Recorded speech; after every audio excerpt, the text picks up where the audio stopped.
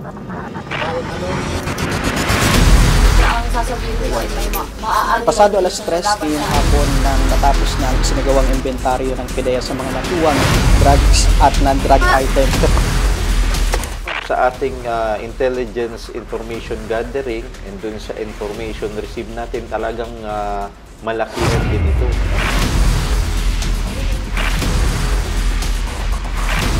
Paila natin ang violation, possession of illegal drugs and possession of drug paraphernalia.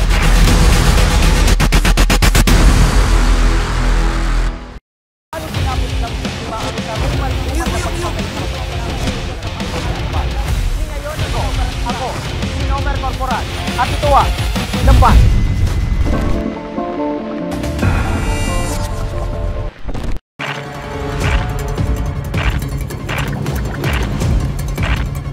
Isa na namang matagumpay na operasyon ang naikasan ng tauhan ng Philippine Drug Enforcement Agency Albay matapos matuldukan ang iligal na gawain ng isang babae na sinasabing isa sa malaking supplier ng iligal na droga sa bayan ng Ginubatan, Albay.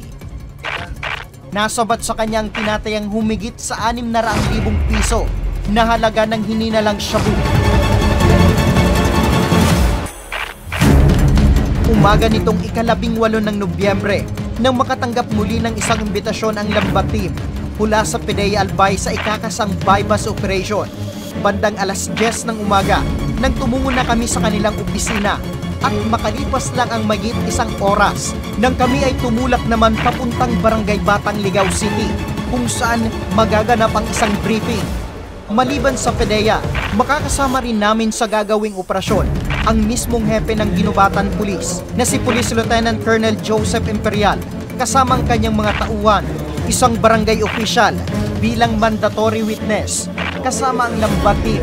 Sa nasabing briefing, dito ay masusing plinano ng mga operatiba ang mga gagawing hakbang upang maging maayos ang operasyon kung saan ipinakilala rin sa amin ang isang PIDEA agent na magsisilbing pusher buyer at ang napag-usapang bilihan ng droga ay magaganap mismo sa tinutuluyang bahay ng target sa Purok 4 sa Sitio Ukso, Barangay San Jose, Ginubatan, habang ang napagkasunduan naman na makabili sa suspect ng shabu sa halagang 240,000 pesos. Sakaling magpositibo ang magiging bentahan, ay agad naman natatawag ang pusher buyer kay Agent Rinoe Brigel, ang provincial officer ng PIDEA Albay na makakasama namin sa isang sasakyan. Matapos nga ang ginawang briefing, ay agad na kaming tumulak sa naturang barangay kung saan una nang pumunta ang magsisilbing arresting team kasamang pusher buyer habang kami ay dumiretso sa barangay hall ng Barangay San Jose. Dito ay matyaga kaming naghihintay sa mga susunod na mangyayari.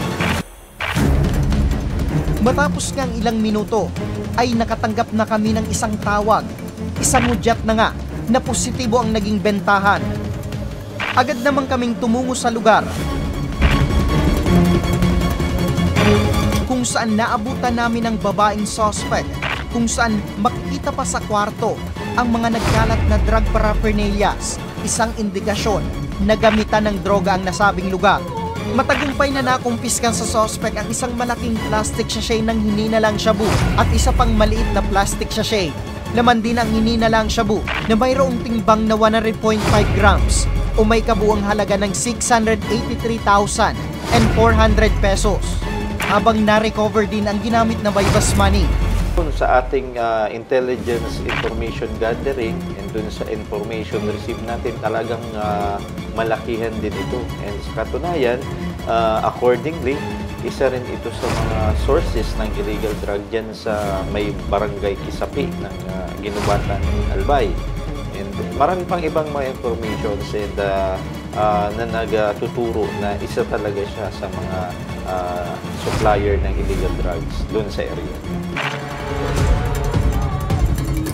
Kinilala ang nahuling drug suspect na si alias Princess, 27 anyos, walang trabaho, na residente ng Barangay Bagumbayan, Bulacan, Camarines Sur at kasalukuyang nakatira sa Barangay San Jose.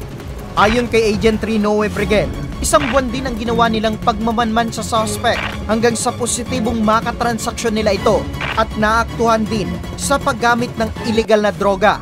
We observed and during doon sa ating interview sa community, di man talaga ito kilala, hindi nga ito taga doon.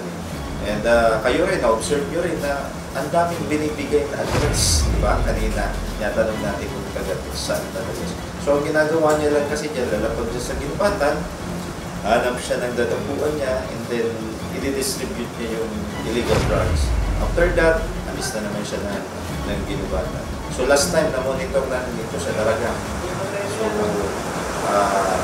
hindi tayo nagkaroon ng chance sa Daraga, kaya doon na natin sa ginubatan, inaban natin yung suspect.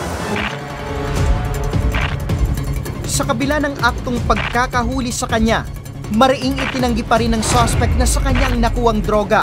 Ngunit aminado naman ito na gumagamit siya ng droga. Hindi po. Alam ba, ikaw po. Ngayon, wala siyang cash, kulang yung pang ano, ibibigyan niya po ako. Tapos ginagawa pag wala na kami, tapos na po yung booking. Iaano ko sa tao, pinapakisuyan kung gawing pera po para may padala ko lang po. Ganun niya. Parang Kapag po, minsan po. Pero minsan po, pera talaga pong hanap. Ayon naman sa may-ari ng bahay na itago na lang natin sa pangalang Ben, ilang linggo pa lamang na nanululuyan sa kanila ang suspect matapos na makiusap ang kanyang kaibigan na lalaki na doon muna makitira sa kanila ang mga ito. Ngunit habang lumilipas umano ang ilang araw na pamamalagi nito, ay mismong siya ang nakapansin at nakasaksi sa iligal na gawain nito.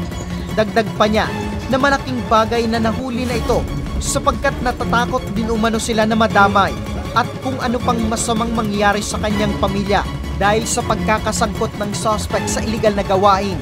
Yung pinakita nga na yung supply ko, sunod na lang ito kanya, pinakita sa akin, ito ayaw po niya sa may anak ko. Yun yung issue yun.